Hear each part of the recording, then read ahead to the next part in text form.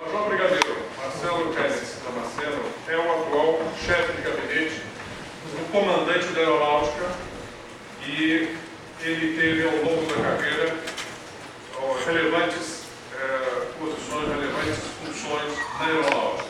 Foi adido de defesa e aeronáutica em Paris, comandou o grupo de transporte especial em Brasília, comandou o nosso 4º mar aqui em São Paulo. Ele foi também, teve recebeu como medalhas, 32 medalhas ao longo da carreira, uma pessoa, portanto, muitíssimo prezada na aeronáutica. Os senhores poderão pela palestra, pelos conhecimentos e pela versatilidade que ele vai apresentar na exposição. E a aeronáutica está muito bem representada aqui hoje. Eu passo a palavra, então, a Dr. Plínio Xavier, que vai fazer uma exposição a respeito do evento, vai nos fazer a saudação inicial.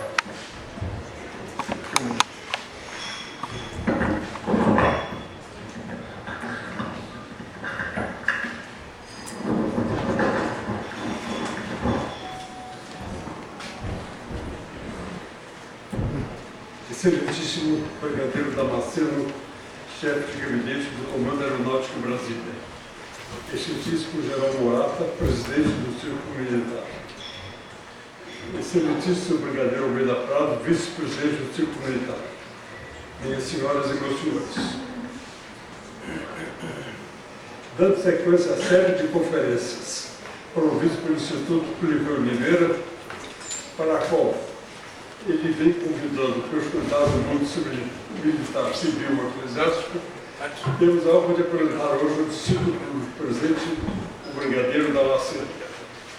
O renomado orador foi tratado de um assunto de primeira importância para o Brasil, que é a missão da Força Aérea Brasileira.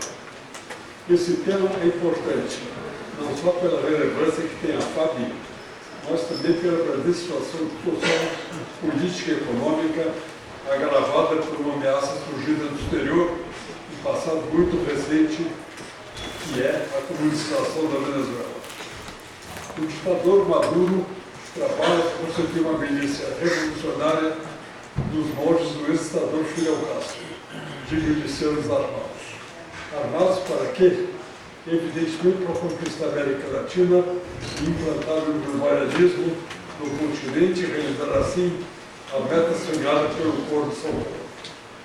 Caríssimo Brigadeiro, essas são preocupações de todos os brasileiros estão bem representados pelo destacado público aqui presente, que ama a nossa pátria e somos com o Brasil que tem de lutar para o bem preservado do conjunto das nações.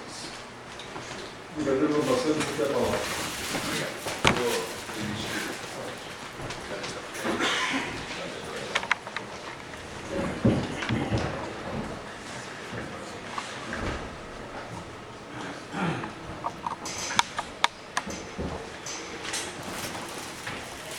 A outra mesa, se quiserem também, para ver as cadeiras, colocarem na direção da tela, estejam à vontade.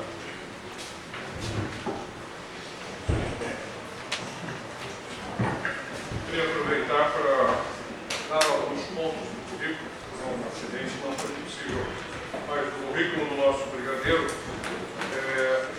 ele também foi assistente do ministro da Aeronáutica, foi assessor parlamentar do Comando da Aeronáutica, foi assistente do comandante da Aeronáutica, hoje ele é chefe de gabinete do comandante da Aeronáutica, foi também chefe da divisão de Relações Públicas do Centro de Comunicação Social da Aeronáutica, comandou a base aérea de Brasília e, além de adido na França de Defesa Aeronáutica, ele também foi acreditado junto a Bruxelas, na Bélgica, como adido de Defesa Aeronáutica. Foi chefe do Centro de Comunicação Social da Aeronáutica e, por fim, já foi dito, comandou o 4º Comar aqui em São Paulo. Boa noite a todos. Ter comandado o 4º Pomar hoje é uma data numericamente importante para mim, que hoje, exatamente hoje, estou fazendo 500 dias que me afastei do comando do 4º Pomar aqui em São Paulo. Isso aconteceu em abril do ano passado. 500 dias de afastamento da organização, mas eu diria a todos vocês que são mais 500 dias de uma relação muito profunda e profícua com a sociedade paulistana. Tive a honra, no mês de setembro, de receber o título de cidadão paulistano, muito mais pelo amor pela cidade e estado que alguma coisa que a gente possa aqui ter deixado e feito. Então, queria marcar esses 500 dias e parece que é um presente que o Instituto me dá de comemorar esta data numa noite tão importante quanto essa. Dr. Plínio, em seu nome eu queria agradecer o convite, esta singular noite que eu terei aqui. Eu guardarei com certeza, com muito carinho, este convívio. Em nome do General Morato também agradecer a presença dos nossos irmãos de armas e de fardas, da nossa Força Aérea e do nosso Exército Brasileiro. Convidei meu filho, um garoto de 22 anos que está estudando na Mackenzie, fazendo Direito, com quem conversamos muito sobre o país, o momento do país e a vida pregressa e a expectativa do futuro, está por chegar. Tenho certeza que para ele também, eu sentado do lado da minha esposa, será também uma outra dose de nacionalidade estar aqui dividindo esta noite com as senhoras e os senhores que respiram o Brasil como nós militares também assim o fazemos na vida diuturna das nossas casernas. Preparei alguma coisa muito ligada à área operacional da Força Aérea, o momento que a Força Aérea vive.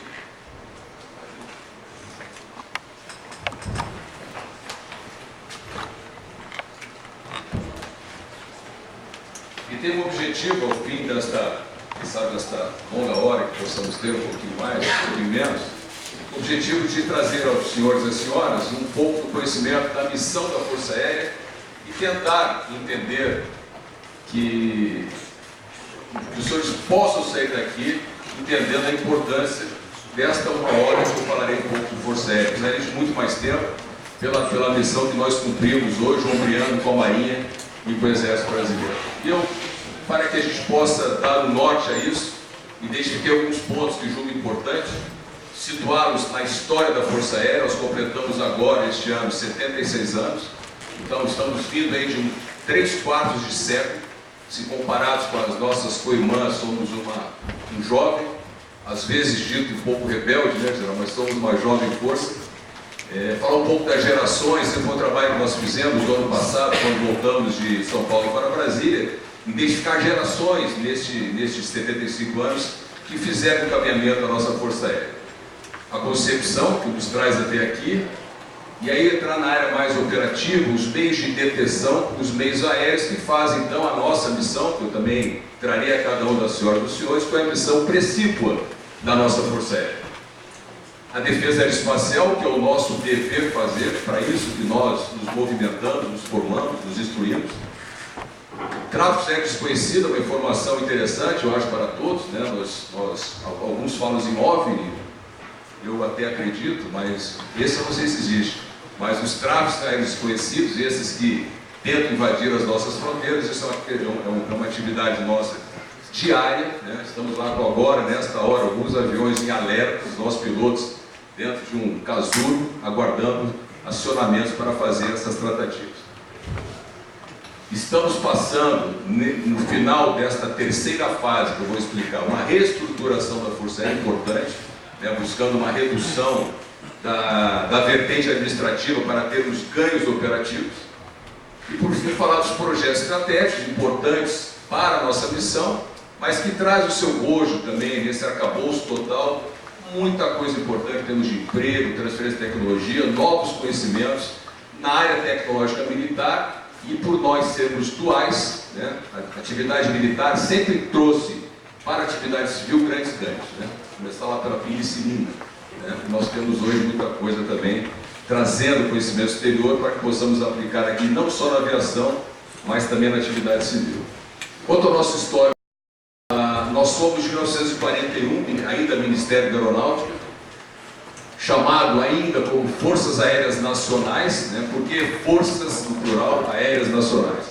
porque nós somos um apanhado da aviação do Exército, da aviação militar, né? Somos de 41, e a Força Aérea se vangloria de ações ocorridas 10 anos antes, em 31, quando foi criado o Correio Aéreo Militar. Né? Nos vangloriamos de uma ação que não é da Força Aérea, é uma ação do Exército Brasileiro. Né? E ali é o nascedouro do CAN, é o CAN, que vira depois o CAN, sai de militar para nacional. Recebemos também a aviação naval, vinda do Exército, e além disso também toda a parte da aviação e obras públicas, né? alguns projetos que existiam, a aeronáutica, tudo isso, essa juntada de coisas, então formam a Força Aérea Brasileira em 41. Né? Então isso aí nasce. Nós temos uma transmutação genética forte, porque os nossos primeiros oficiais, os nossos grandes oficiais generais, os grandes brigadeiros conhecidos de todos, Eduardo Gomes, Lavanero, Vanderlei, todos eles foram formados ou na escola, na AMAN, ou formados na escola naval. Então, por isso nós temos aí nós somos aí frutos de uma mistura genética importante da Marinha e do Exército. Vamos ter depois nossos primeiros oficiais generais já quase na meia-vida da Força Aérea Brasileira. Então, os grandes nomes da formação da Força Aérea são provenientes do nosso Exército e da nossa Marinha. Queria exercer o Ministério. E existia, então, lá atrás, na criação do Ministério Aeronáutico, acho importante esse paralelo que se faz com a missão atual. Essa era a nossa missão há 76 anos atrás. Ou seja, estudar e despachar todos os assuntos relativos à atividade da aviação nacional. Não é aviação militar, é aviação nacional. Dirigindo-a técnica e administrativamente. O que eu quero dizer com isso? Que no nascedouro da Força Aérea, ganhamos, né, de carona, atividade civil. Construção de toda a infraestrutura aeroportuária brasileira, né, e posteriormente, o intangível, né? O tangível é a infraestrutura, o aeroporto, a pista, Brasil afora, e ganhamos junto também desenvolver o tráfego aéreo, o controle do tráfego aéreo. Não adianta só ter a pista, porque a conexão entre elas com segurança depende de um tráfego aéreo bastante minimamente aceitável como era. Né? Hoje é muito exigido, né, a questão de segurança, mas criamos também a vertente, né, o nascedouro do controle do tráfego aéreo. Então, nós tratamos de tudo: construção de aeroportos, a regulação das empresas aéreas, quem voa para onde, os slots de voo, olha, a antiga Panera pode fazer Rio-São Paulo, já não pode fazer para Belo Horizonte. Nós éramos, e eu ainda peguei essa fase, os checadores, né, os instrutores dos pilotos da aviação comercial. Então a Força Aérea tomava conta de tudo. E aí também um binômio importante, quando trata de infraestrutura aeroportuária, lembre-se da Infraero. Infraero nasce dentro da Força Aérea. Né? E quando se fala em regulação da aviação civil, DAC. Né? A Infraero se mantém como Infraero, sai do nosso universo e vai hoje para o Ministério dos Transportes, não é mais da Força Aérea, e o DAC desaparece, é criado a ANAC. Né? Mas ainda se mistura muito. Primeiro, vamos fechar o campo de Marte, já não é mais problema nosso, isso é uma questão da Infraero com a ANAC.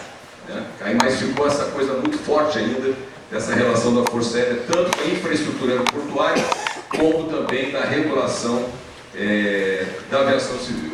Mas veremos mais à frente que a nossa missão hoje é bastante diversa dessa. Nós teremos um fio para o entendimento do começo da nossa força. Tem alguns fios aqui, eu acho que anima um pouco e facilita o entendimento.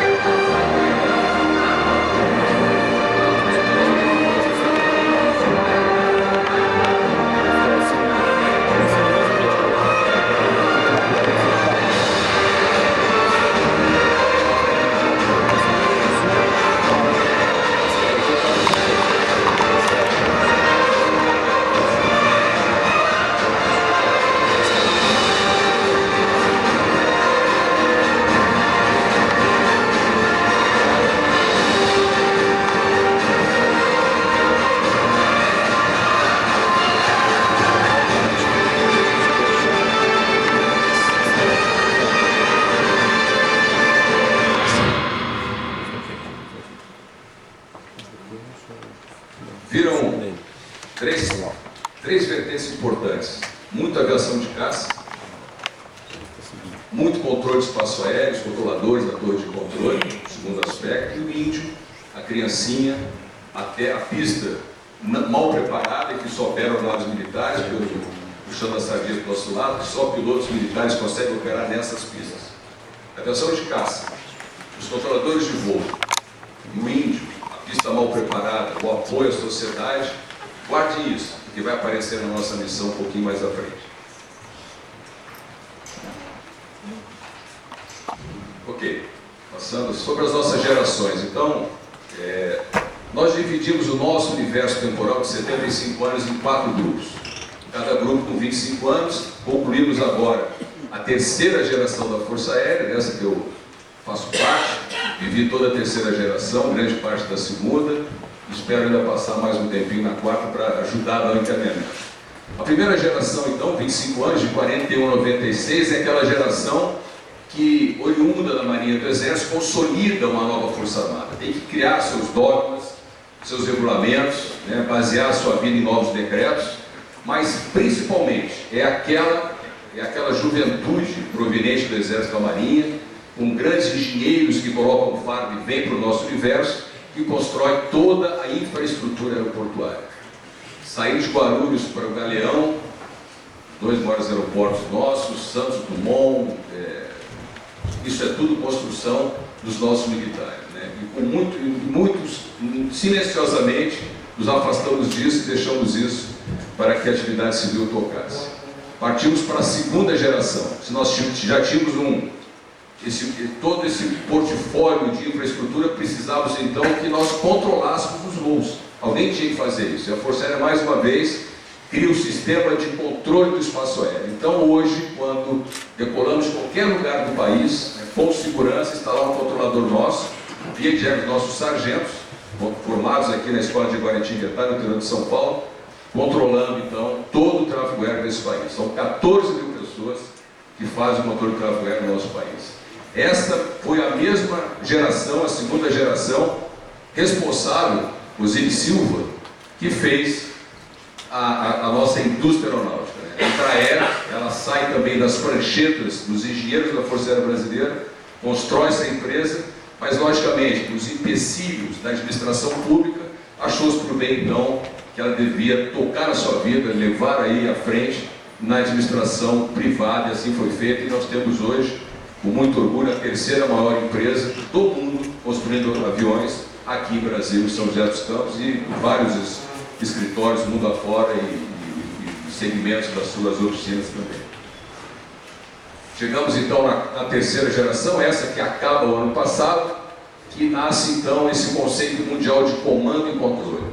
Usar os meios utilizados na aviação civil, naquele controle, para também controlar os meios da atividade militar, naquilo que nos mais é afeto, que é a guerra. Então, o comando e controle é a exigência que se faz hoje para que a gente possa melhor utilizar o meio, né, controlando e se comunicando melhor dentro do cenário bélico, cenário da guerra. E a mesma geração que redefine a nova missão da Força Aérea, que eu vou apresentar em seguida, e a tão falada hoje interoperabilidade, que é um fruto, né, oriundo da criação do Ministério da Defesa. Interoperabilidade, operacionalidade integrada entre as 3 forças. Né? E criamos também os conceitos de grandes exercícios internacionais. Então, o nosso grande negócio hoje é criar exercícios entre forças aéreas do mundo, ora aqui, ora em outros países. Né? Todo ano temos várias operações. Às vezes, uma vez ou outra, restringe por código de orçamento, mas o nosso negócio hoje, em termos de preparar a Força Aérea, é trocar experiências com outras forças aéreas amigas. E chegamos então na 4ª geração, essa que se inicia neste ano, que é aquela que vai até o nosso centenário, em 2041, que se baseia nas operações conjuntas e combinadas, né? Onde se junta uma ou mais forças, ou 2 forças, soma-se esforços para esta gama que busca a nossa eficiência operacional. O grande negócio nosso hoje é tratar com as forças amigas, Marinha e Exército, para buscar ali então a maior eficiência operacional e seus exercícios fabulosos. Ora no cenário terrestre, né, onde o Exército toma conta da operação, né? Ora no cenário marítimo, quando a Marinha toma conta, e o nosso cenário, o cenário que é o éter, né? O espaço é sobreposto à terra e ao mar. Então, sempre que há uma operação, seja ela qual for, a distância que for do litoral, a Força Aérea está presente sempre. Temos operações que nós extrapolamos as 200 milhas, chegamos a 400 milhas do litoral, os nossos aviões de caça chegando lá, os aviões de patrulha também, missões fabulosas. Continuando o nosso roteiro, a questão da concepção, eu vou ler essa ideia de uma atualização organizacional que nos rege, e vou dizer desde quando. Diz lá, a administração atual precisa ser voltada para a eficácia, estar atentas às mudanças, satisfazer as necessidades do mercado e, principalmente, aprender e corrigir os processos continuamente, desenvolvendo sua capacidade de gerar inovações, não apenas em tecnologias, mas também em produtos e processos. Isso é o nosso dogma de fé nesta quarta geração, que nós estamos jogando ela daqui para mais 25 anos, quando a Força Aérea completa 100 anos, mas esse achado não é de hoje, ele é de 1941, escrito por oficiais oriundos da Marinha e do Exército. Essa era a nossa Força Aérea, assim. Então, o que parece ser recente desses livros de administração moderna, quando na verdade isso aqui tem 76 anos, escrito os nossos antecessores. E este achado é hoje aquilo que nos motiva a recriar a Força Aérea nessa sua quarta geração. Temos diplomas legais com a chegada, com a criação do Ministério da Defesa, é tudo baseado na Constituição. Quantas vezes nós conversamos sobre os artigos que nos dizem respeito, né? Principalmente o artigo 142, quando é necessário a aplicação da força, GLO e outras coisas. Após o Ministério da Defesa, que é de 99, cria-se então uma Política Nacional de Defesa. Essa política ela vem trazendo então os novos diplomas, né? Cria-se o Livro Branco de Defesa, que só os países de primeira linha, com forças aéreas potentes tinham, criamos o Livro Branco. E aí chegamos então no nosso livro de projeção de futuro, que é o Força Aérea 100, que prevê a Força Aérea Estratégica, planejamento estratégico a longo prazo, e chegamos então no PEMAER. O PEMAER é o nosso Plano Estratégico Militar da Força Aérea, que define todas as ações que nós deveremos fazer uma concepção estratégica para que possamos ter a Força Aérea que nós queremos em 2041. Então estamos trabalhando para aqueles meninos que estão entrando agora, que lá em 2041 serão os brigadeiros daquele momento. Bom, e aí chegamos então, lembram que eu falei da missão síntese da Força Aérea, que tratava quase que essencialmente da atividade civil, o aeroporto, a pista, o controle, a regulação? Não. A nossa missão hoje é essa aqui: manter a soberania do espaço aéreo e integrar o território nacional com vistas à defesa da pátria. São dois verbos no infinitivo, é manter a soberania e integrar o território. A integração do território, ela acompanha uma missão subsidiária nossa, é do nosso dia a dia, apoiar as grandes catástrofes, estamos nelas todas sempre, né? E manter a soberania, ela vai se dividir em duas outras ações que nós conheceremos logo à frente. Mais um filme para que a gente possa melhor explicar a nossa missão. 22 milhões de quilômetros quadrados, o equivalente a mais de 2 bilhões de campos de futebol. Essa é a dimensão da responsabilidade da Força Aérea nas missões de defesa e controle do espaço aéreo brasileiro. Só a defesa do espaço aéreo brasileiro abrange 8 milhões e meio de quilômetros quadrados do nosso território e mais 3 milhões e 500 mil da zona econômica exclusiva, atingindo 12 milhões de quilômetros quadrados. Além disso, o Brasil é responsável também por controlar voos em mais de 10 milhões de quilômetros quadrados sob o Oceano Atlântico. Para vigiar essa dimensão, a Força Aérea Brasileira realiza missões de caça, patrulha marítima, busca e salvamento, reconhecimento e transporte. Todo o aparato está distribuído em regiões estratégicas do país. A dimensão 22 conceito que representa exatamente esse cenário geometricamente fabuloso, nos coloca diante de desafios para um país em sintonia com os novos tempos. Os mais de 200 milhões de brasileiros podem ter certeza de que a FAB está sempre pronta a qualquer momento e em qualquer lugar do país. Assegurar a defesa e o controle do espaço aéreo de uma nação, promover a integração nacional e zelar pela soberania do país está acima de qualquer preço. Força Aérea Brasileira, asas que protegem o país. Dimensão 22. Eu acho que os senhores que são estudiosos da causa brasileira, da segurança, devem ter ouvido falar muitas vezes da Amazônia Azul, que todos conhecem. A Amazônia Azul é um produto feito por um brigadeiro, por um almirante, o almirante Afonso, que entendeu que para conversar com a sociedade, com a juventude, com as crianças, da missão da Marinha, precisava criar um cenário, um entendimento, né? Tornar o que é quase intangível, explicar uma missão, algo que fosse físico. O que ele fez? E graciosamente identificou a área de atuação, que é a Zona Econômica Exclusiva Brasileira, 3 milhões e meio de quilômetros quadrados, circundou, delimitou e deu um nome, Amazônia Azul. Foi para o MEC, isso hoje está nos livros escolares, né?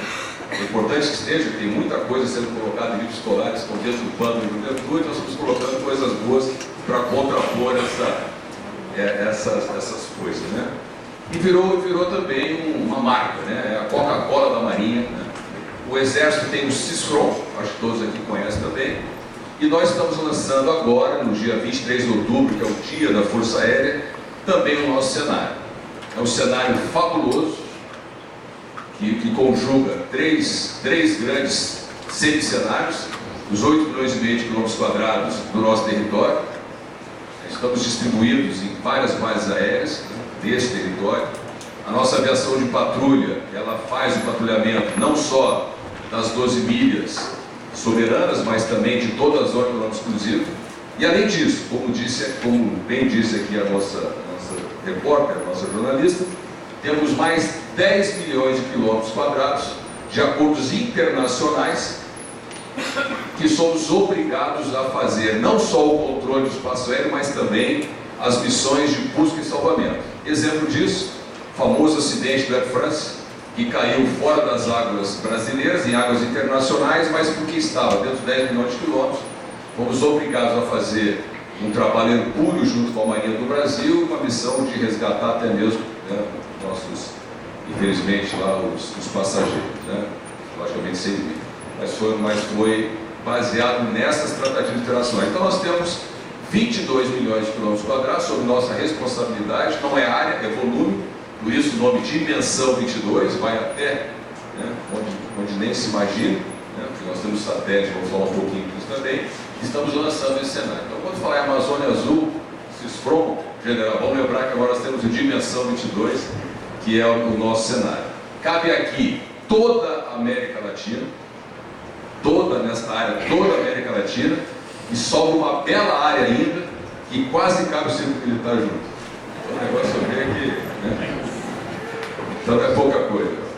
E aí, se nós temos uma nova missão, que é manter a soberania e integrar o território nacional, que nós fazemos desde lá de 31, quando o avião foi criado para os longos percursos, nós temos uma visão, né, que é uma força aérea de grande capacidade dissuasória. A dissuasão é hoje a principal meta de uma força aérea, de uma força armada, né? Ser operacionalmente moderno, nós veremos os meios que nós estamos adquirindo são o estado da arte, up to date com qualquer outra força aérea, e atuar de forma integrada para a defesa dos interesses nacionais. Então essa é a visão já de aplicação imediata da nossa força. Nós temos os valores, que não nos afastamos nunca deles, e tenho certeza que o Instituto, quem está aqui, isso também são os seus companheiros de viagem, é aquele cartãozinho que está na carteira de cada um das senhoras e dos senhores. Patriodisciplina, condição básica, que casada com a hierarquia é o que sustenta uma força armada, né, uma família, que seja. O patriotismo, inerente e consagrado nos nossos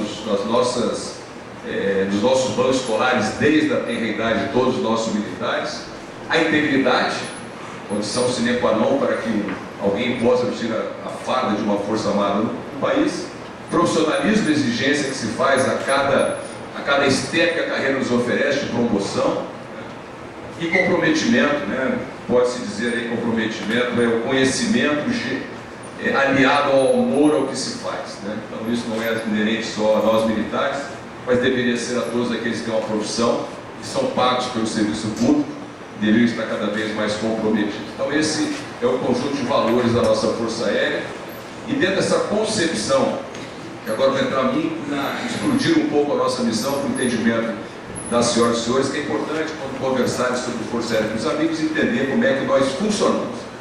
Lembra que eu falei em integração do território nacional, usando os nossos meios aéreos, de transporte principalmente, né? E falei em manter a soberania do país. E manter é um verbo infinitivo que se divide, que ele é suportado por dois outros verbos. Super importante isso. Defender o espaço aéreo, fazer a defesa do espaço aéreo brasileiro e controlar o espaço aéreo brasileiro. São duas ações conjugadas e que defender e controlar, né, quem defende e quem controla, protege. Lembra que a cada filmezinho fala Força Aérea Brasileira, asas que protegem o país. O proteger nada mais é do que a soma de outros dois verbos, defender e controlar.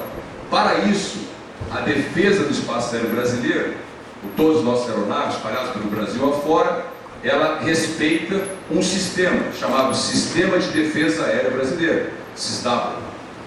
E o nosso controle do espaço aéreo, todos aqueles aeroportos que todos conhecem aqui e aqueles que nunca irão conhecer, que ficam incrustados lá no interior do Brasil, lugar que ninguém chega. Tireóis, se alguém conhece Tireóis aqui, só chegou lá de avião, porque lá nem rio, nem estrada, só se chega de avião. Toda a construção do Exército, general, tudo foi feito lá, do primeiro prego à última tábua, como tem uma placa, tudo chegou nas asas da Força Aérea. Então, nem o Mastercard, né, consegue pagar isso. Então, esse conluio, o defender e o controlar, que faz, então, a nossa grande missão, aquela missão que os senhores e as senhoras não veem no dia a dia, a não ser que a gente faça uma viagem, como temos feito, levar as pessoas para conhecer esses rincões onde nós estamos dividindo aquela solidão com o nosso exército, a nossa marinha. E a integração, basicamente, né, o carro-chefe disso é o CAN, o Correio Aéreo Nacional. Essa é a nossa concepção operacional, a defesa do espaço aéreo e o controle do espaço aéreo, e que eles se juntam. Vejam que nós tínhamos no Brasil do lado, com o verde, o território, mais a zona econômica exclusiva, e do outro lado o Brasil, com mais aqueles 10 milhões. Juntamos os dois, né? E aí formamos então aqueles 22 milhões de quilômetros quadrados, que eu acho que ninguém esqueceu, que é o nosso novo rótulo, é o Dimensão 22. Né? Juntamos a defesa e o controle. Vamos lá. Neste exato momento, 8h10 de uma sexta-feira, estamos daqui com uma pizza, mas nós temos neste exato momento uma juventude de meninos e meninas, controladores de tráfego aéreo, aqui em Congonhas, no Galeão, em Porto Alegre, em Tireóis, em todos os lugares, mais de 174 no país. Tem uma menina, que possivelmente saiu lá do Leblon, em Ipanema, aqui dos Jardins, e se enfiou lá no meio do mato para fazer controle do espaço aéreo brasileiro. Está lá com o seu olho no radar, vendo as ameaças que o Brasil, não só as ameaças, os aviões amigos, né? Dentro do transponder, foi tão falado dos acidentes que nós tivemos, o transponder tem um código, o controlador dá para o piloto, ele coloca o código e vira friendly, vira amigo. Se não tem um código, o radar plotar é encontrar o avião no radar, chama, se não encontra, vira inimigo. Esse é o nosso, é assim que nós entendemos. Essa menina de 19 anos de idade, até menos, que fez o curso de especialista nosso, ela aciona o botão e fala assim, temos uma ameaça. Tem outro menino de 24 anos de idade, 25, 23, um pouquinho mais velho que meu filho, que está dentro do avião agora, já são 8h12, em Anápolis, interior de Goiás, em Natal, em Manaus, em Santa Maria, no Rio de Janeiro, com capacete, com todo paramentado, sentado, um sargento lá, um mecânico, pronto para dar partida do avião para ir atrás daquele alvo. Isso é defesa espaço-aérea. E a menina é o controle. E nós temos hoje um sistema integrado. Ou seja, temos os aviões que fazem a defesa espaço-aérea e temos os radares e a comunicação que faz o controle. Uma coisa é o controle, outra coisa é a defesa aérea. Via de regra, tudo bem, tudo na paz, eles não se falam. Mas quando você aperta um botão, o mesmo radar que está fazendo o controle do TAM, do Gol, do Azul, dos aviões privados, dos táxis aéreos, é o mesmo radar que vai fazer a vetoração daquele garoto de 24 anos, que vai decorar o seu avião de caça para interceptar aquele alvo não amigo, porque ele não foi friendly, ele não atendeu aos pedidos da nossa controladora de 19 anos de idade. Então esse conjunto do garoto de 24 para 19, 40 e poucos anos de vida somados ali, que faz a proteção. E quando juntos os dois sistemas, nós temos um outro sistema, que é o sistema que integra o controle e a defesa, chamado SISDACTA, Sistema Integrado de Defesa do Espaço Aéreo, o piloto, e do controle de tráfego aéreo. Então esse é um sistema que custa zero, porque ele usa os meios dos outros dois, né? E é um sistema singular no mundo.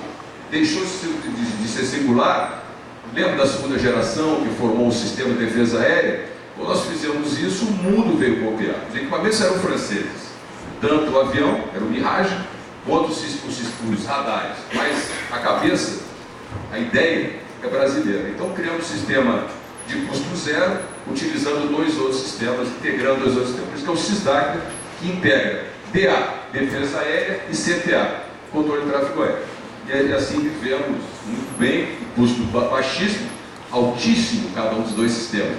O nosso brinquedo é muito caro. Mas aquele que nós propomos, que é fazer a defesa aérea, para que possamos aqui de segurança, é esse sistema integrado que faz.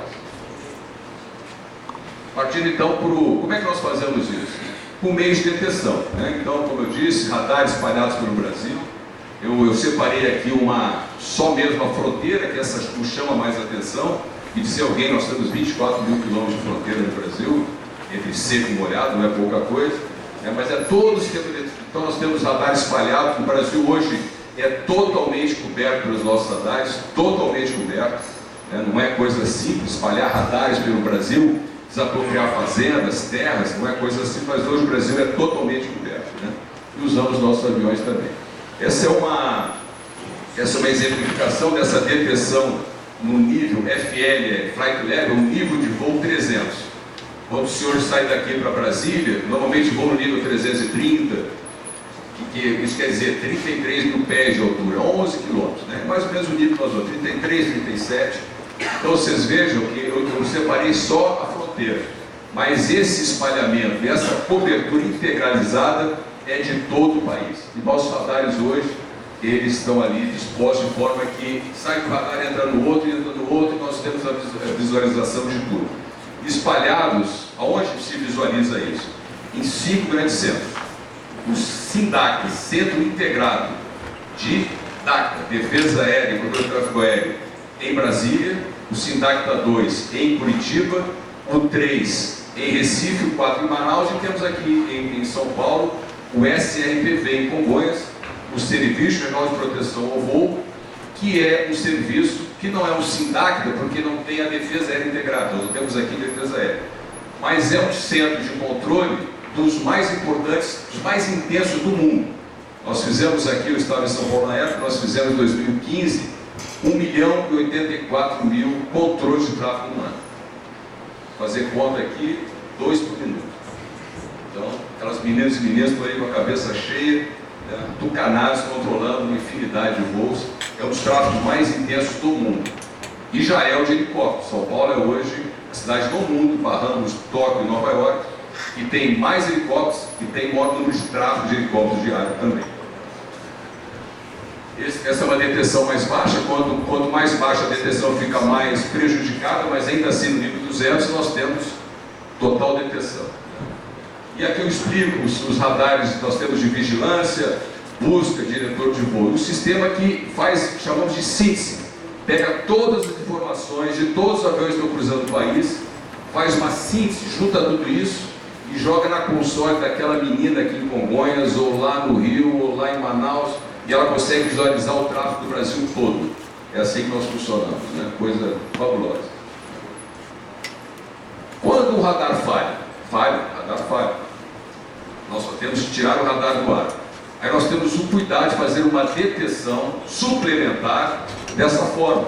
Nós temos os aviões radares, baseados em Anápolis, ele decola de Anápolis e começa sobre, enquanto a manutenção do radar está sendo feita, ele sobrevoa aquela área, né, com aquele radar lá em cima, parece um grampeador, mas não é, é um avião, né, e aí ele passa as informações, ali no meio tem um avião que não aparece, mas ali tem um avião de caça, e ele passa informações dos tráficos desconhecidos. Utilizamos muito esse tipo de detecção suplementar baseado nas nossas aeronaves de detecção. E aí estamos espalhados. Isso é um avião, um tipo de avião que está em cada uma das bases aéreas, mas são várias aeronaves desse tipo. Então o espalhamento, tanto a detecção quanto da defesa aérea para o país que nós temos, né, para as condições do país, eu diria que é bem mais que satisfatório.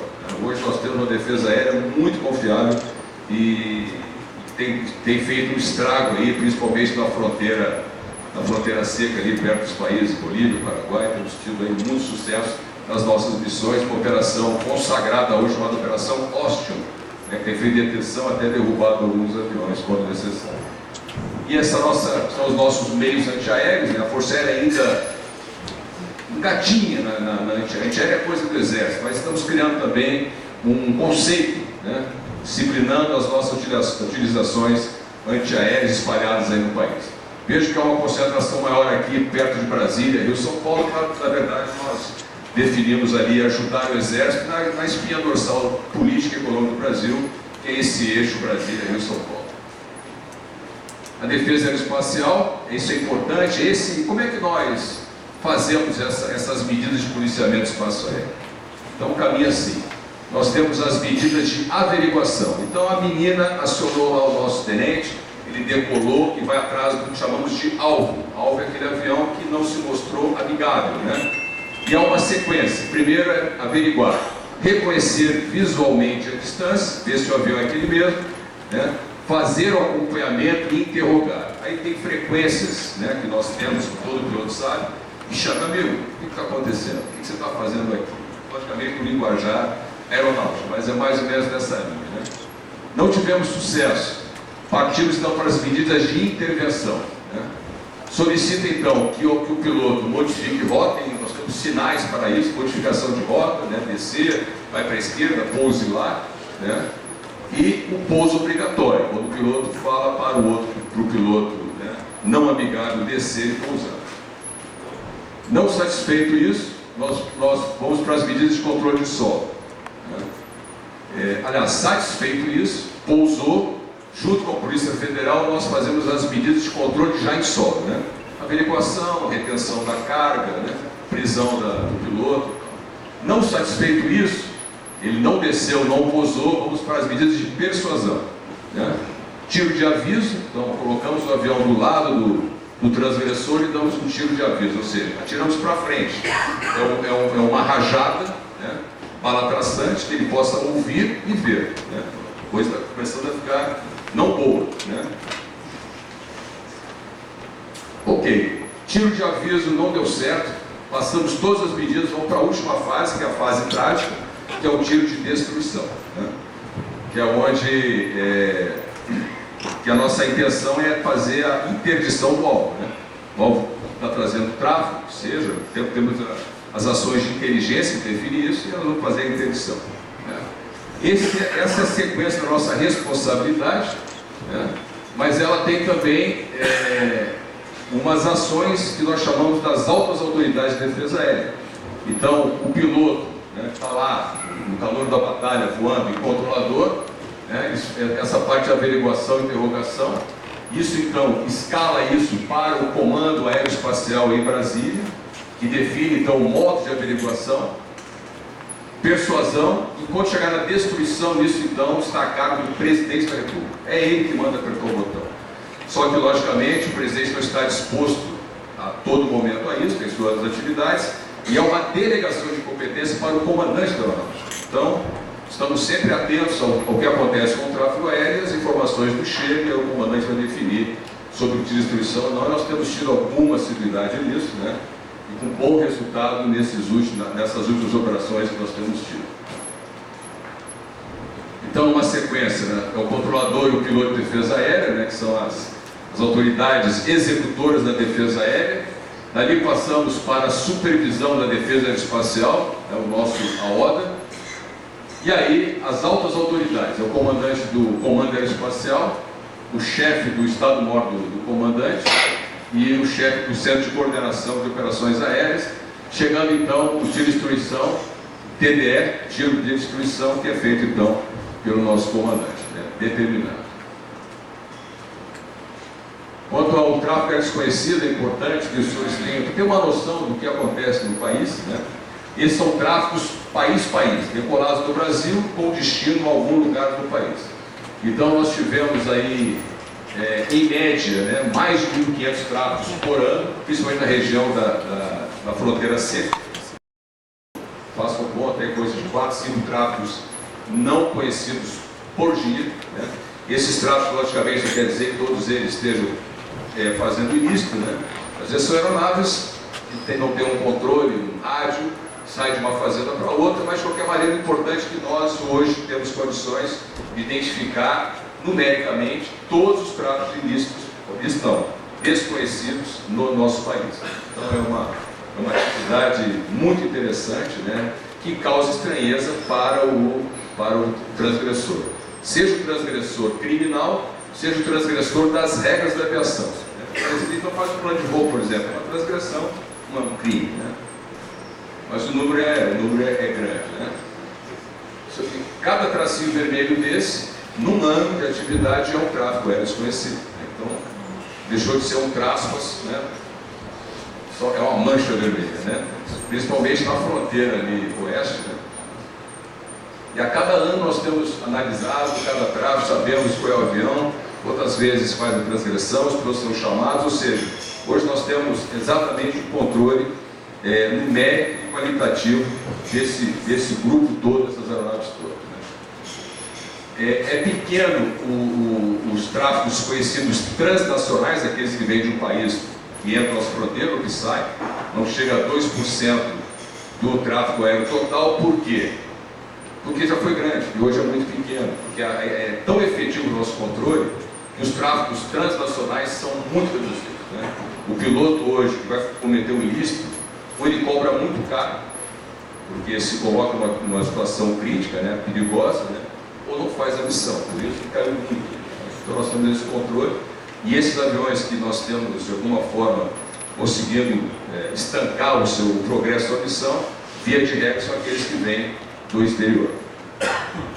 Para isso, nós temos feito umas missões binacionais de defesa aérea, missão que é feita na fronteira, de tramutação do tráfego. Então, os controladores, nós vamos com os nossos shelters de radares para a fronteira, com todos os países da fronteira C, e lá do outro lado a mesma coisa, e trocamos os tráfegos. Então, olha, o Papatango, Serra Golfo Fechado, vai cruzar a fronteira daqui a 5 minutos, e passa o tráfego para o controlador boliviano, venezuelano, né, dos outros países, né? E então são essas missões. Nós temos para este ano, já fizemos algumas, faremos outras, 4 missões binacional de transferência de tráfego, né? Isso é muito bom porque os nossos controladores se conhecem muito mais e facilita muito o nosso controle, né? Quanto à nossa reestruturação, então, senhor, já aproximando aí do final, vou passar um filme do que está acontecendo com a Força Aérea neste momento.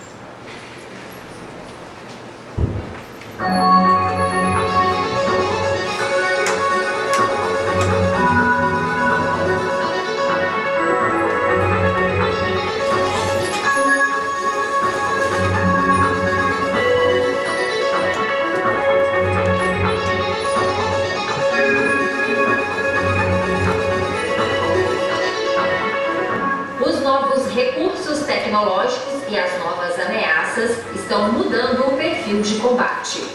Mas como uma força armada deve se preparar para atuar neste cenário ainda incerto? É com esse desafio em mente que a Força Aérea Brasileira elaborou em 2016 o projeto Força Aérea 100. O documento estabelece diretrizes para a FAB estar mais preparada em 2041, quando completar 100 anos. Essa postura de antecipação é o caminho para quem precisa se adaptar às mudanças. Nos anos 50, a atuação da aeronáutica também foi determinante para que hoje o Brasil despontasse entre os maiores fabricantes de aviões do mundo. Surgida em 1941, a FAB construiu suas bases voltadas para o Atlântico. Mais tarde, sob a premissa de integrar o país de dimensões continentais, nasceram os primeiros destacamentos, que reforçaram a presença das Forças Armadas na região da fronteira continental. Entre as décadas de 60 e 90, a FAB consolidou o uso compartilhado da rede de radares para o controle de tráfego aéreo e de defesa aérea. Nas últimas décadas, a FAB investiu na melhora dos sistemas de comando e controle, no reaparelhamento da frota. Os sistemas analógicos deram lugar aos digitais. Além disso, a área operacional conta hoje com recursos mais precisos, como imagens de satélite. Para vencer os desafios dos próximos 25 anos, que envolvem também restrições orçamentárias, a FAB precisa dar mais um passo. Por isso, redistribuiu as atividades operacionais e administrativas com o objetivo de racionalizar os recursos e priorizar a atividade fim, manter as horas de voo. Os comandos aéreos regionais e as bases aéreas deram lugar às alas, que são unidades dedicadas prioritariamente à missão fim da FAB. Elas englobam as unidades aéreas que são preparadas para a pronta resposta. A chegada dos aviões KC-390 e Gripen NG também é um fator importante de todo esse processo. Considerados os principais pilares para a FAB na defesa do espaço aéreo e na integração nacional, as aeronaves de transporte e de combate inauguram uma nova fase na FAB, pois impõem novas capacidades de operação e gerenciamento. Nessa fase de reinvenção, há um grande esforço para construir um modelo que atenda às peculiaridades do Brasil, um país continental e com inúmeros desafios. O processo em curso pode ser aperfeiçoado, mas os pilares para enfrentar o futuro estão lançados. Força Aérea Brasileira, asas que protegem o país.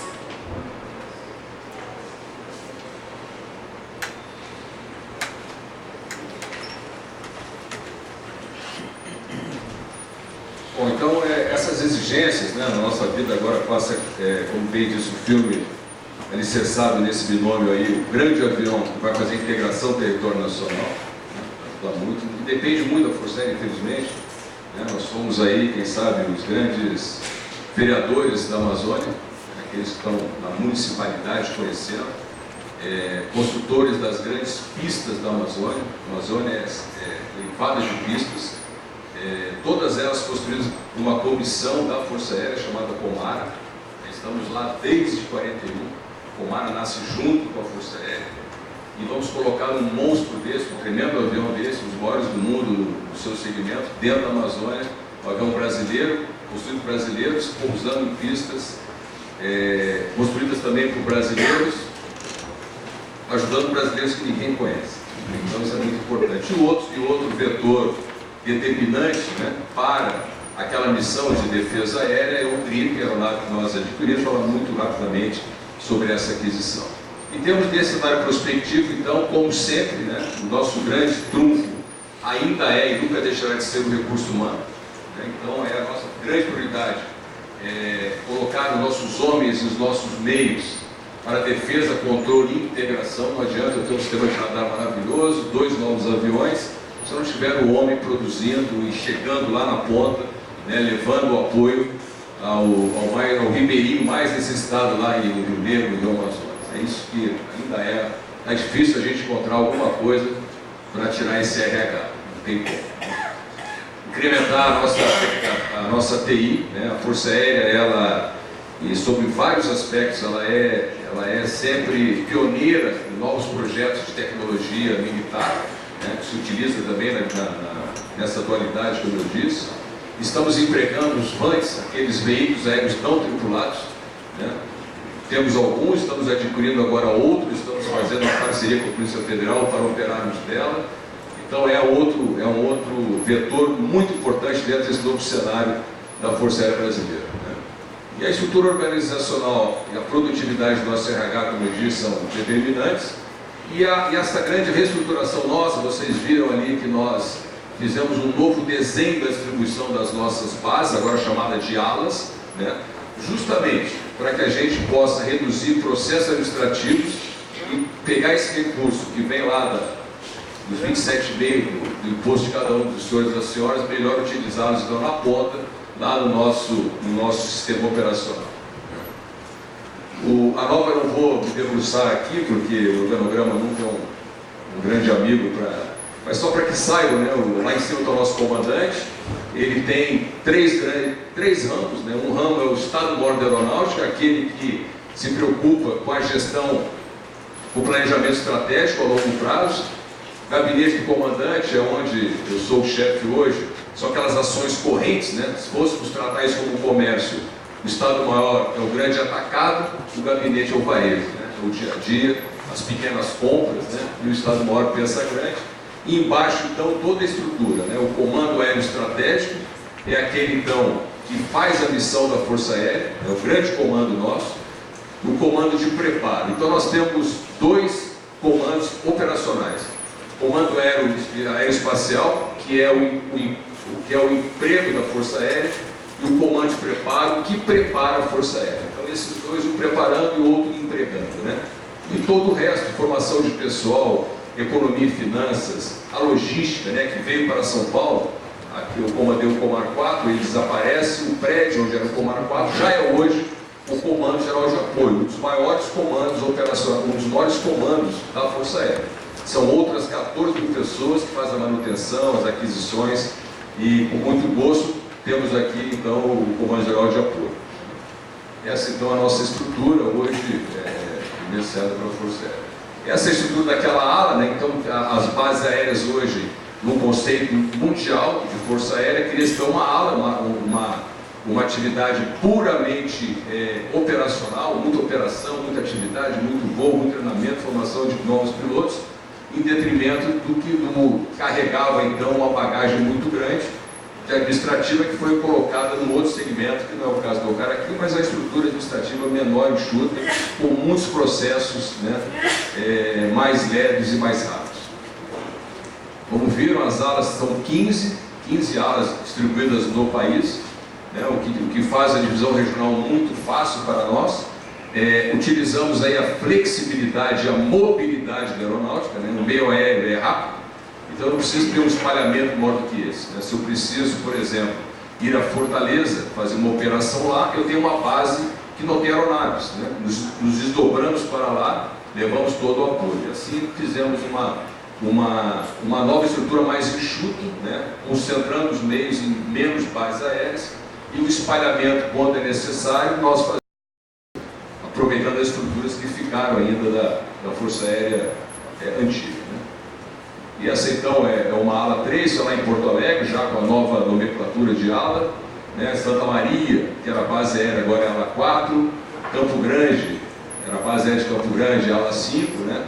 E a reestruturação é isso. O mais importante que eu entendo aqui é essa última linha, que é o foco na atividade fim, desonerando totalmente as nossas atividades administrativas, né? Isso é o mais importante. E por último, queria deixar para os senhores uma ideia de como é que está sendo os nossos projetos estratégicos, principalmente os maiores, né? Esse é o nosso GRIP, aeronave sueca, um processo que demorou 10 anos, né, para ser concluído. Ficamos aí analisando os 3 eram 7 aviões, fizemos uma short list com 3 aviões, o avião francês, o Rafale, o avião americano, o F-18 e o Griffin sueco, né? Ganhou por ser um avião versátil, ganhou porque era mais barato e ganhou porque atende totalmente às nossas necessidades para a nossa aviação de caça. Um projeto aí de 5 bilhões de dólares, né? Mais barato que os outros dois, compondo aí não só as aeronaves, mas o suprimento, formação de todo o nosso técnico e uma estrutura de suprimento muito vantajosa quando analisado pelos outros dois. E o que é de mais importante nisso é a compensação comercial. O que é isso? Chamamos de offset. É quando o vendedor identifica no país a importância de colocar aqui algum dinheiro. E quanto é esse algum dinheiro? É quase 200% daquilo que nós estamos pagando. Porque a Suécia tem necessidade de ampliar o seu mercado fabril no Brasil, né? Está chegando agora com muito dinheiro por conta desse mercado que foi aberto pelo avião de caça. Quantos dos nossos filhos, nossos conhecidos, serão empregados daqui a pouco numa atividade que nada tem a ver com a aviação, mas que é fruto desse acordo feito entre o Brasil e a Suécia, que é muito comum nos grandes projetos bilionários como está sendo esse. Então, foi uma bela aquisição, o projeto caminha muito bem na Suécia, o avião protótipo já voou, né, bem adiantado no calendário, e temos aí expectativa que 19 não, 20, sendo conservador, nós temos os primeiros aviões aqui. Um filmezinho sobre esse avião que eu acho importante também.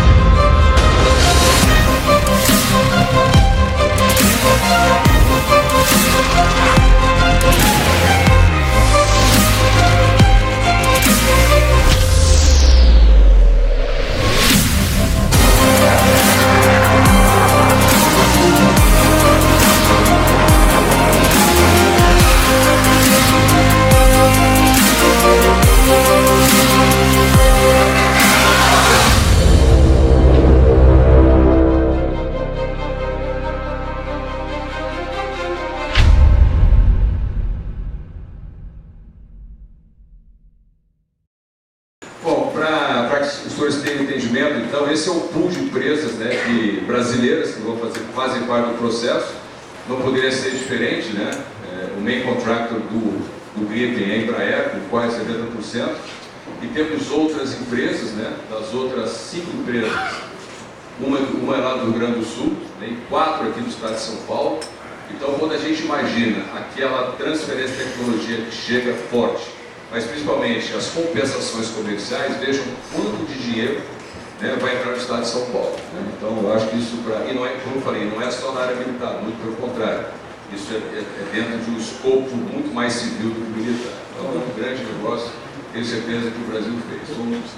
Já são 2.300 empregados diretos, né, no setor aeroespacial, na vida dele, e aí, com os indiretos, chega aí, passa, né, de quase 15 mil empregos, né, incluindo outros setores da economia, né, todo mundo está envolvido nisso, principalmente na área de Gavião Peixoto, lá perto de Araraquara, né, e outros polos que nós estamos criando por conta da chegada desse avião.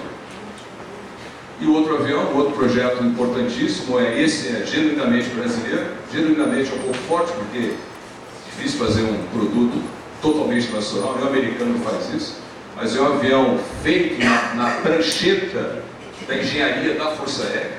Nós teremos a Força Aérea pela primeira vez royalties de um produto produzido pela empresa nacional, para cada aeronave vendida. Estamos com um contrato de aquisição de 28 aeronaves dessa, ou seja, é a certeza da continuidade da missão da integração nacional feita pela Força Aérea para apoiar principalmente aí as cercanias lá da Amazônia. Né?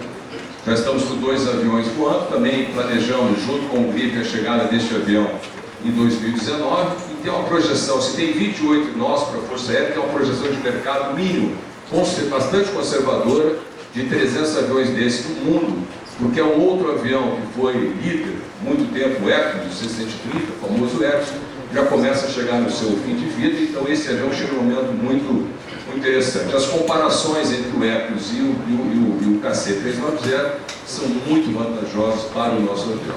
Então, é um avião super moderno, eu já tive a oportunidade de voar, é muito interessante. Expectativa com 300 aviões que a gente possa chegar a 2 bi de exportação de aviões por ano, então é uma abertura de mercado fantástica. Né?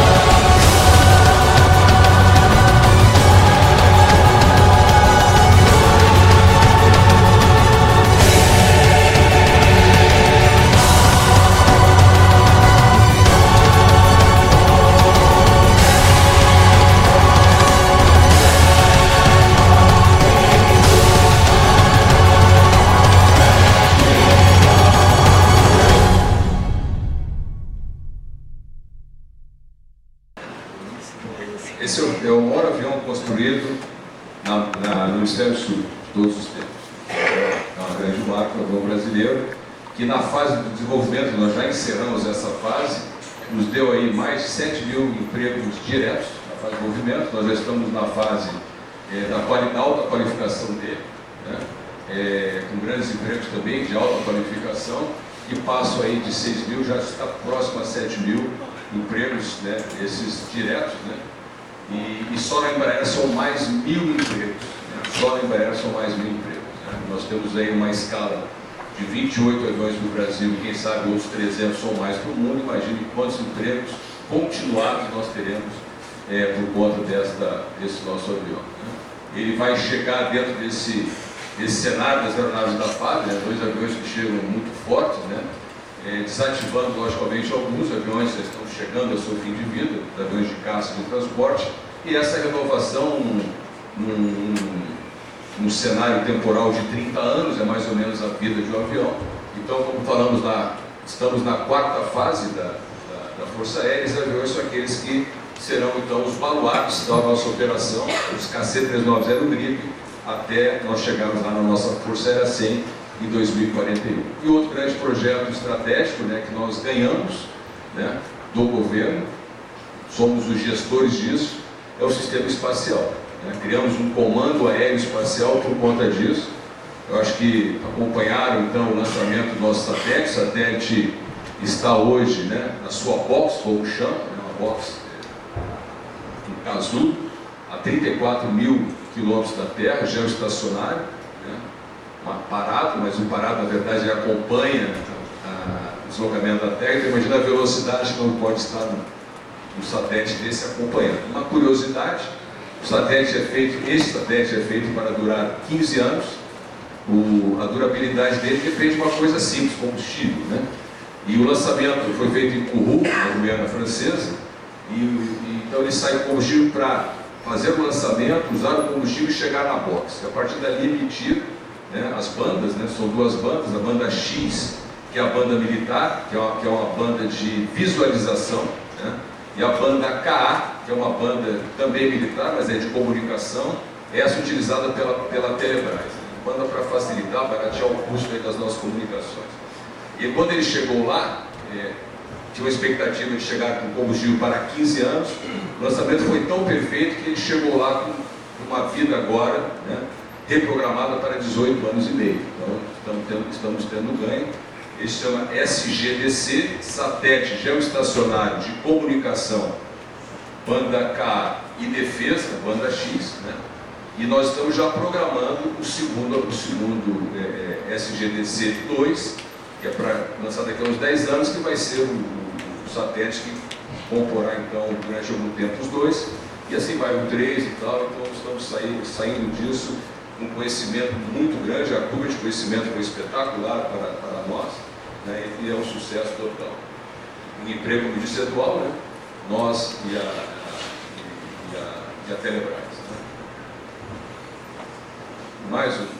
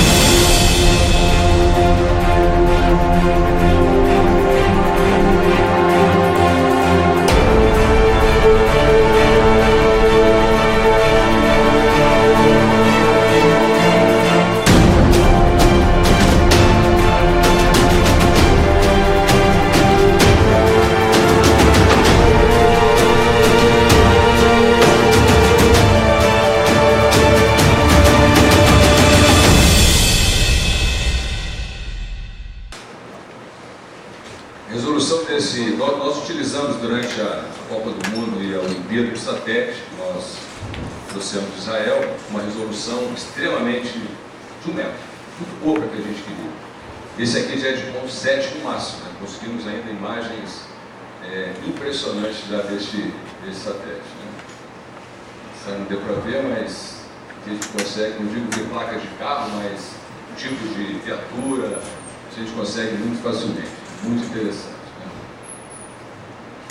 Bom, nosso orçamento, para perto agora sim do fim, né? Nós estamos hoje na faixa de 3%, não é do PIB, mas do orçamento da União, em termos de comparações internacionais, não está fora do que se imagina em outros países do mundo. O importante, como disse, é com essa reestruturação nós tirarmos do administrativo e levarmos cada vez mais para o nosso operacional. Esse trabalho nós temos feito, acompanhados também da Marinha e do Exército, os chefes, os chefes de gabinete, os chefes de Estado-Maior, que têm conversado muito para que a gente possa otimizar cada vez mais os recursos, né? Nós somos hoje FGV e tantos outros órgãos que buscam aí identificar a popularidade das entidades nacionais. As Forças Armadas está aí à frente da igreja, né? O que nos deixa um grande grau de responsabilidade. Eu acho que muito por isso, né? Tentar bem usar aí o orçamento que nos é devido, né? E dar em retorno isso à nossa sociedade. Esse é o trabalho que as nossas secretarias de economia têm feito, né? Para melhor utilização, né? Temos aí alguns mil homens para alimentar, para fardar, para armar, né? Para combustível de viatura, de avião, de navio. Não é uma atividade barata, mas nós tentamos aí, de alguma forma, sim, utilizar esse orçamento, que também não é pequeno. O orçamento das Forças Armadas é de em torno de 90 bilhões, mas grande parcela disso é de pagamento pessoal, não pode ser diferente, né? E o que nos sobra para investimento e para a vida vegetativa, eu tenho certeza, e cada vez mais utilizamos da melhor forma possível. Bem, senhores, eu espero que nessa hora quase cheia que nós tivemos aqui, eu tenho de alguma forma, não era meu interesse convencê-los da missão, mostrar a importância, mas passar uma mensagem, né? Deixar com esses filmes e com a minha presença um pouco da nossa missão da Força Aérea, lembrando sempre, somos aqueles que compõem aquele grupo que busca sempre a integração de um país heterogêneo, né? Nós estamos aqui em São Paulo, Vila Paulista, não há exemplo maior para contrapor aquilo que nós conhecemos lá no meio da Amazônia, né? E é isso então o trabalho nosso, não pode deixar de ser assim, ainda que a nossa missão seja a guerra, mas é o desejo forte do Comando Aeronáutica hoje participar cada vez mais da integração com uma missão subsidiária, não mais importante, mas muito importante, né, para o bem da nação. E como disse, além disso, aquela parte da proteção, né, da soberania, que se conjuga então com os dois verbos, controlar o espaço aéreo e defender aquele imenso espaço que nós falamos aqui. Gostaria de, ao finalizar, fazer uma conjugação de duas frases. Uma de Bismarck, que ele diz que com leis ruins e funcionários bons ainda é possível governar. Mas com funcionários ruins, as melhores leis não servem para nada. Bismarck, alemão. Eu não poderia deixar também de utilizar a figura de Plínio Corrêa de Oliveira, uma frase sua, que diz que civilização é a possibilidade que Deus dá aos homens de melhorar o rascunho que Ele mesmo fez. Acho que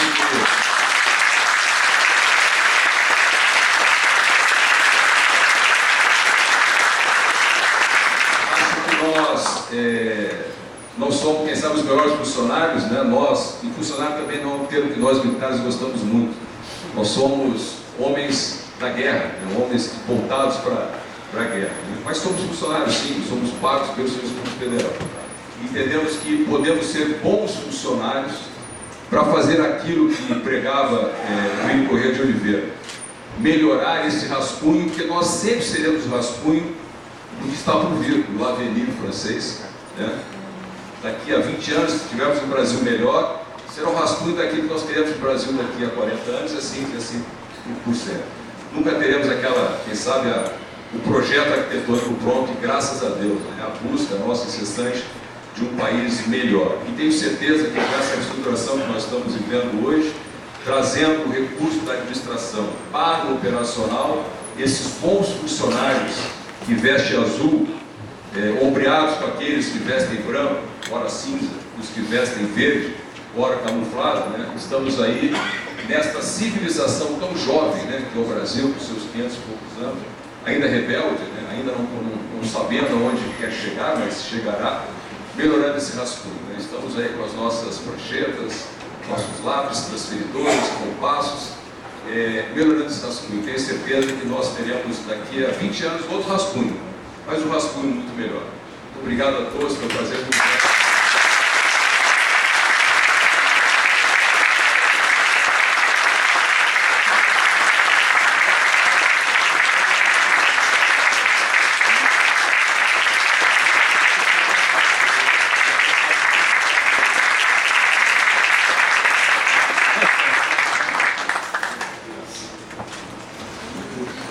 Agradecemos as brilhantes palavras do nosso brigadeiro Damasceno. As pessoas que desejarem fazer perguntas, eu não avisei no início, mas é um costume, formulam por escrito aqui ao final. Dada o tempo exíguo, nós vamos fazer umas poucas perguntas, depois vamos fazer um sorteio de alguns livros, também dar uma lembrança ao nosso brigadeiro. Uma pergunta que eu faria pessoalmente ao brigadeiro em Brasília seria como o corte, várias perguntas nesse sentido, o corte do governo, do percentual, 44%, como é que isso poderia prejudicar o plano que o senhor expôs com tanta segurança, a certeza de que a coisa vai andar? As Forças Armadas e o nosso Força Aérea, ela se planeja sempre, no começo do ano, só daquilo que vem no projeto da lei orçamentária, sempre imaginando não utilização de 100% daquilo que se imagina, porque historicamente, não só as Forças Armadas, mas o Serviço Público todo tem tido esse tipo de corte. Né? Ora corte, ora o contingenciamento. Né?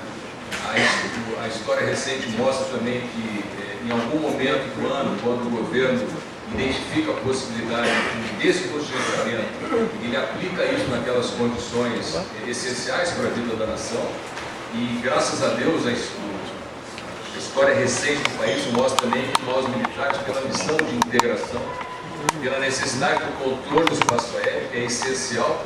Imaginar hoje parar um centro de controle como São Paulo é parar o país. Então nós, nos descontingenciamentos, nós estamos sendo aí de alguma forma, bem claramente falando, né, guindados a essa condição de essencialidade. Então não podemos reclamar. Logicamente, produzimos lá documentos alertando para as condições, quando vão variando, escasseando o nosso produto, né?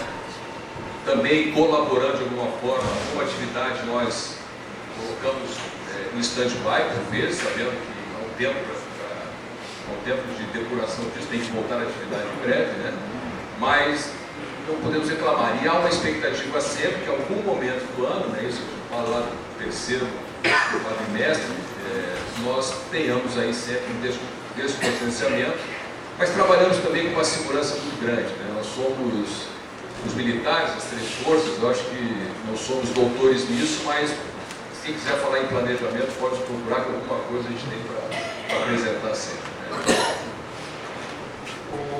Não podia faltar a pergunta sobre os riscos na Venezuela, do atual governo cada vez mais tomando um caráter de ditadura comunista, etc. O que a nossa Força Aérea pode apresentar como prevenção de um eventual conflito? Bem, as questões políticas, né, depois da criação do Ministério da Defesa, esse conluio político é muito atrelado à defesa. Né? Não se faz diplomacia sem uma boa força armada por trás, a verdade é essa, né? E nós temos uma relação muito forte com a diplomacia brasileira, é ela quem está tratando essas relações, né? Ou pelo menos não digo das relações, mas ela que está antenada, o seu radar está voltado para lá. O que nós fazemos, e deixei, se não tão claro aqui, são missões ainda voltadas à defesa das nossas fronteiras. Né? Não temos nenhuma ação política, né? Não nos cabe como Força Armada, né? Estamos sob a égide do Ministério da Defesa, nenhum posicionamento político. Né? como militares fardados, somos cidadãos apolíticos, né? Ainda que todo estudo militar ele é muito ligado à geopolítica, à política, somos conhecedores, temos curiosidade, lemos muito. Para galgar os cargos da carreira, somos obrigados a estudar a política, conhecer a fundo, opinar dentro das nossas arenas de estudo, mas neste momento a questão não só da Venezuela, porque o país está muito afeto às decisões que os ministérios correlatos, principalmente de relações exteriores, têm que tomar. Assim que nós.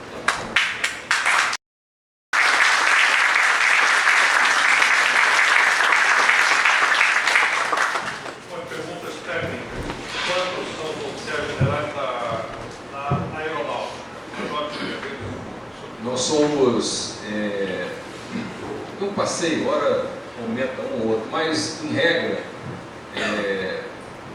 10, 20,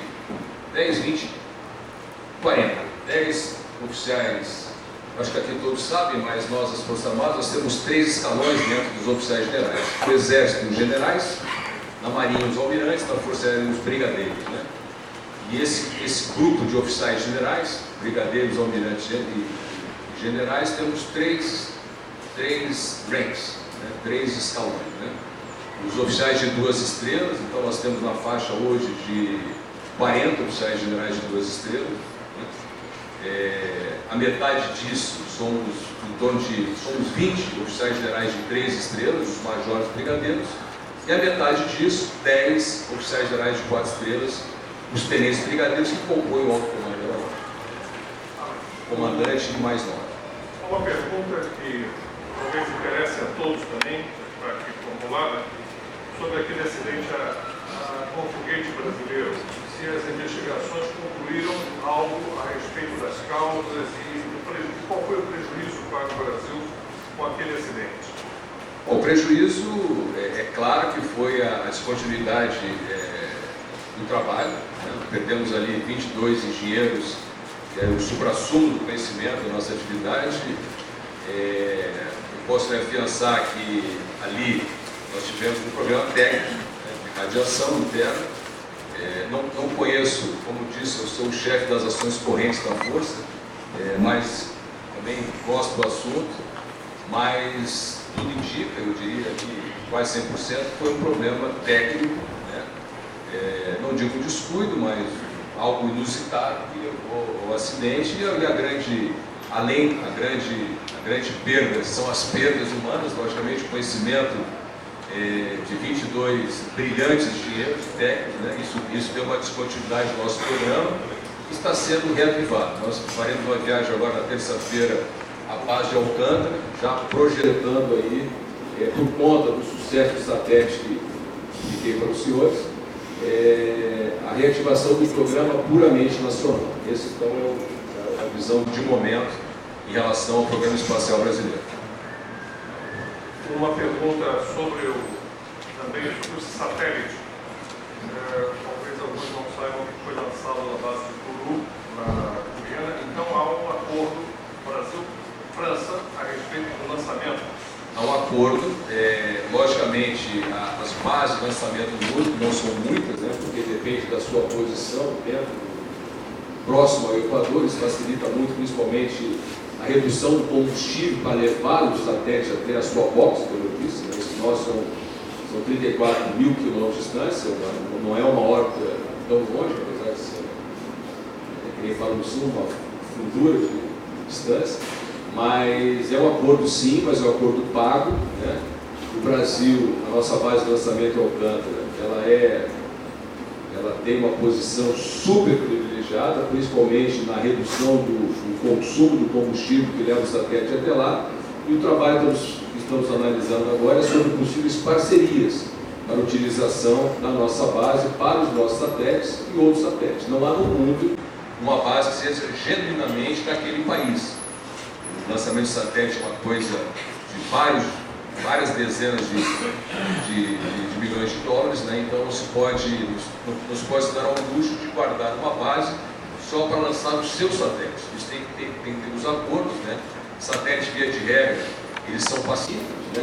De atividade dual, né? Ou só civil, As grandes empresas de comunicação hoje dependem de satélites, estão pagando muito dinheiro para colocar satélites no espaço, principalmente na área de comunicações, que é a vedete hoje dos satélites. Há uma referência, um professor do curso aqui da rede pública estadual, da rede pública municipal de São Paulo, ele faz uma alusão à citação da Amazônia Azul, dizendo que ela, infelizmente, não está presente nos manuais que são fornecidos às escolas. É apenas uma informação dele, e ele manifesta uma preocupação com a chegada, encaminha a Vossa Excelência, a minha preocupação encaminha sobre a chegada de milhares de venezuelanos em Roraima. Como realizar uma triagem sobre essas pessoas, não é função do tratamento dela, lógico, mas enfim, e a qual a nova lei de imigração impede alguns pontos. Então ele já alude a essa lei de imigração que já vai pedir uma triagem. Bom, a questão da Amazônia Azul, eu conheço um livro, né, e sei do próprio Almirante Afonso, que foi o criador do cenário, quando eu busquei informações com ele para criar o nosso cenário. Então me disse isso e eu cheguei a ver realmente um livro que ter contato comigo falar da Amazônia Azul. Não sei se prosperou isso, né? Como eu disse na última resposta, essas questões de fronteira, né, de transpassar a fronteira, andando, caminhando, não é uma atividade de força aérea. Né? A nossa questão é fechamento de fronteiras pelo espaço. Né? Não é atividade fácil também. Né? Nossa preocupação é a fronteira seca, né? 17 mil quilômetros de fronteira lineares. Não é atividade fácil, nós fazemos operações continuadas, a Operação Washington, que é um grande sucesso, né? Mas não tenho conhecimento das leis migratórias. Isso não é um problema brasileiro, é um problema do mundo hoje. Alguns países viraram trânsito, né? Os países do leste europeu. É um problema mundial, eu tenho lá alguns pensamentos sobre isso, né? Ora favorável, ora não, dependendo da circunstância do país que joga sua juventude, sua população para fora. Ora entenda aqueles que recebem ou não recebem, né? Isso é uma visão do cidadão, mas a Força Aérea não tem nenhum parecer, não analisa esse tipo de coisa, porque as ações são muito compartimentadas dentro do governo. Então nós temos que analisar a nossa atividade, daquilo que tentei mostrar aqui, 24 horas, às vezes é muito pouco para analisar as nossas atividades, acreditamos que quem está tratando disso está fazendo da melhor forma possível. No atual cenário da política brasileira, o risco de uma ditadura como a Venezuela, ditadura comunista, está mais atenuado. E há duas perguntas aqui que se referem à possibilidade de, no Brasil, se houvesse a continuidade da situação anterior e o país passasse para uma ditadura, qual seria a posição da aeronáutica, das Forças Armadas, nesse caso? Próxima pergunta. As duas perguntas. Sem favor, Duas. Não tem. Como eu disse, eu sou de uma Força Armada respeitada, respeitada porque nasceu de duas outras Forças Armadas. O nosso negócio é defesa do espaço aéreo brasileiro, as questões políticas, até por formação, né? Desde lá de trás, nós não tratamos disso, principalmente em público, analisamos dentro do nosso cenário, mas estamos aqui para defender o Brasil. Né? O que acha que nós temos...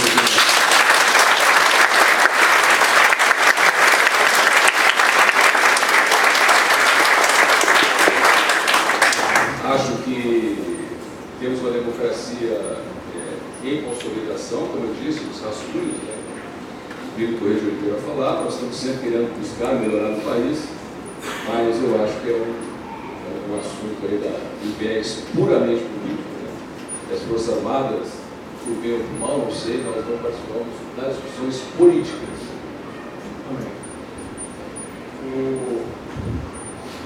Dom Bertrand de Orleans Bragança costuma estar presente em todas as palestras, Brigadeiro Damasceno, e faz as considerações finais. Em virtude da gripe forte que acometeu, ele não pôde comparecer, caberá ao jornalista nosso em Brasília, nosso representante, o jornalista Nelson Ramos Barreto, fazer as considerações finais. Entretanto, se o senhor tiver alguns minutos, quiser ainda dar um epílogo, em 1 minuto ou 2, teríamos esse tempo para que o senhor formulasse as últimas ideias e antes do Nelson Barreto fazer essa finalização. Sem dúvida. Não poderia ser diferente. As minhas últimas palavras breves de agradecimento. Eu fiz no começo, ratifico aqui da minha alegria de ter, uma noite de sexta-feira, praticamente ter aqui o nosso auditório cheio, pessoas que saíram do emprego, deixaram suas casas, para que conhecesse um pouco mais da atividade da Força Aérea. Nós temos um centro de comunicação muito atuante lá em Brasília, mas não é fácil nós colocarmos na imprensa brasileira a atividade que a Força Aérea faz. Então eu entendo quando o oficial-geral da nossa Força vem a São Paulo, ao Rio de Janeiro, seja onde for, os pícaros desse país, e consegue passar uma mensagem da missão de integração, de defesa do espaço aéreo, de controlar esse espaço aéreo imenso, 22 milhões de quilômetros quadrados, volta para Brasília, volta para o seu quartel, para a sua base aérea feliz, né? Tenho certeza que aqui, pela capacidade intelectual de cada um dos senhores, das pessoas que tão bem conheço, principalmente essa primeira fila que me honra muito com a presença de leves amigos, tenho certeza que são multiplicadores daquilo que nós fazemos. Tem um valor muito maior ter de um dos almeida-prados, ricos, né, das pessoas que aqui estão, levar um pouco daquilo que conseguiram abstrair daqui e falar: olha, a nossa Força Aérea está aí justamente para trabalhar pelo país, né, pela defesa da nossa pátria. Nós não somos uma força de segurança, nós somos uma força de defesa da pátria. Às vezes não há um bem entendimento disso, não temos nenhuma hipótese de emprego de guerra, mas estamos preparados sempre para que essa hipótese vire realidade. Estamos aqui para defender com a nossa vida, com a nossa força, esse país que tanto adoramos, que tanto amamos. Era isso que eu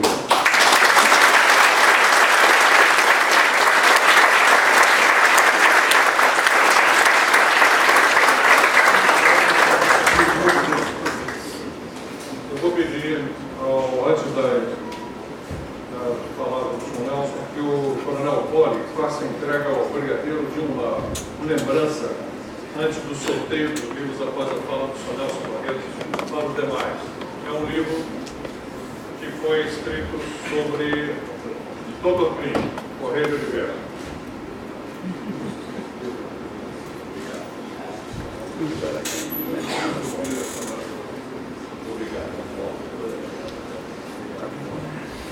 Com a palavra do Sr. Nelson Barreto.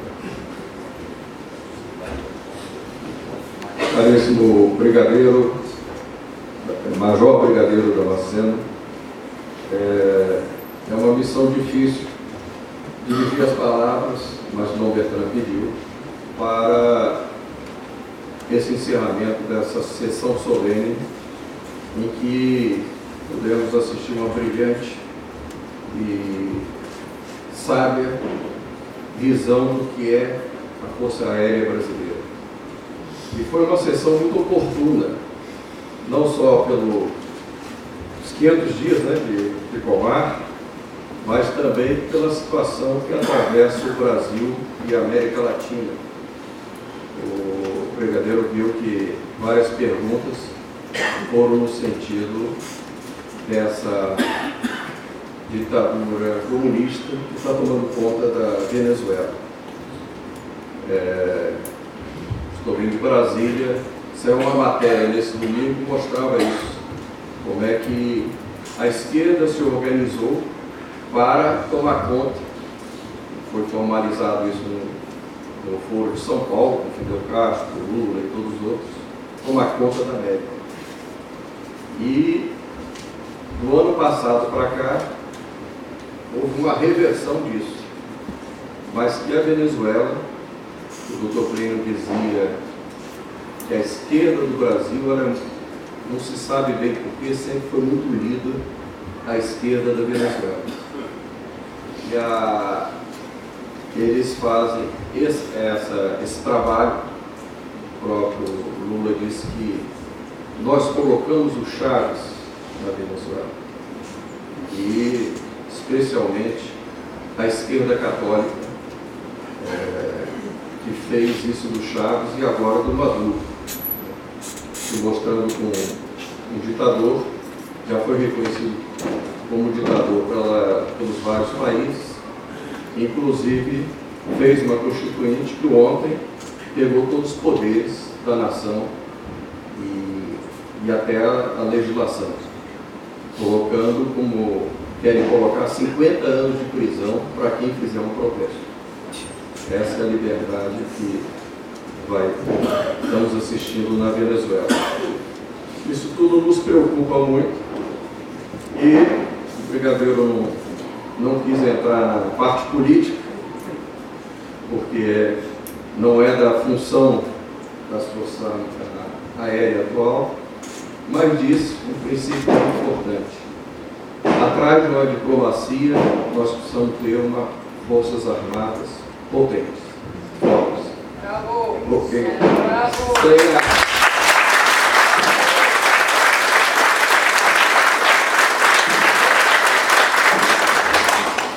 sem essas forças armadas potentes, não se faz diplomacia. Até para evitar a guerra, precisamos, já os romanos diziam isso, né? Civis pacem para bello. Então, muito oportuna também o fecho que o senhor deu com as palavras do Bismarck e depois do professor Plínio Correia de Oliveira, né? Dizendo que a civilização é aquilo que Deus deu para escrever esse rascunho melhor ainda. Ficamos também impressionados com toda a organização e com o progresso do trabalho metódico em que essas várias gerações que o senhor descreveu, né, foram acompanhando não só o tamanho do Brasil, mas a tecnologia. Quer dizer, isso tudo precisa de um planejamento, precisa de dedicação e de, especialmente, patriotismo. São pessoas que pensam na pátria brasileira e que garantem a nossa integridade.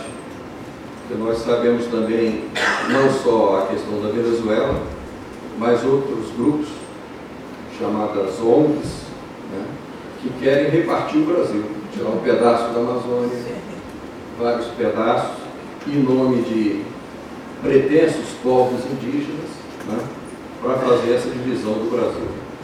Aliás, o Dr. Plínio Correia de Oliveira, em 1977, ele já falava desse perigo, né, de quererem dar uma autodeterminação e tratar os povos indígenas não como brasileiros, mas como outras nações independentes. E escondendo por detrás disso tudo, não a nossa riqueza, mas também a nossa integridade. Outro ponto que gostaria de realçar, o senhor falou, até o professor aqui disse que o livro não chegou nas nossas escolas, né? E seria, dentro da possibilidade que o senhor tiver, um empenho, porque a nossa juventude está sendo doutrinada no sentido contrário. Então, mostrar o que as Forças Armadas estão fazendo, a Amazônia Azul e agora a dimensão 22, né, é muito importante para criar em nossa juventude esses valores que garantiram até hoje a nossa independência e também esse tamanho continental. Quando disseram para o Dr. Plínio que estavam querendo tirar um pedaço da Amazônia, ele disse: eu sou capaz de convocar uma guerra para nós não perdermos nem um pedaço do nosso Brasil. Toda a Amazônia é nossa. Então, terminamos essa noite, vai ser feito a distribuição dos prêmios e agradecendo a palestra do senhor, não só pela clareza, mas também pela oportunidade e que isso seja um modo de cravar esse filme aqui vai para as redes sociais, para divulgar por todo o Brasil o papel das Forças Aéreas. Muito obrigado. Muito obrigado.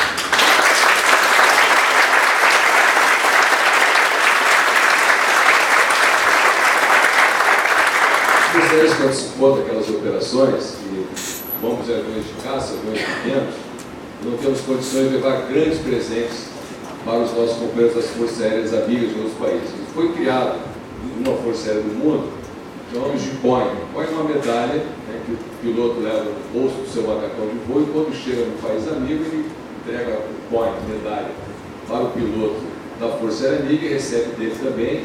Isso faz uma coleção. Nós temos aí hoje um piloto brasileiro que tem mais de 500 Boeings desses. Eu estou ocupado aqui, queria que você deixar para os membros da mesa. Ela sempre é uma regra também, ela leva de um lado a marca da Força Aérea do país, no nosso caso chamamos de gládio alado, aquela asa da nossa Força Aérea, e do outro lado o símbolo da organização a que servimos. Então aqui eu estou com o nosso gabinete comandante, que deixar eu estou com os membros da mesa, um point, né, mostrando aí não as Forças Aéreas amigas, mas amigos brasileiros que dividiram essa noite aqui.